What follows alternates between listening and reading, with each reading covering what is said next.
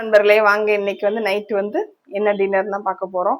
இன்னைக்கு வந்து நம்ம வீட்டுல நேர் விருப்பம் அப்படிங்கிற மாதிரி முட்டை தோசை போட்டு ரொம்ப நாள் ஆச்சு. முட்டை தோசை கேட்டாலும் முட்டை தோசை, அப்புறம் வந்து நார்மல் தோசை, அதுக்கப்புறம் இந்த தோசைக்கு வந்து நம்ம மத்தியானம் வச்ச சால்னா சூப்பரா இருக்குதுங்க. சால்னா அந்த தோசைக்கு செம காம்பினேஷன்.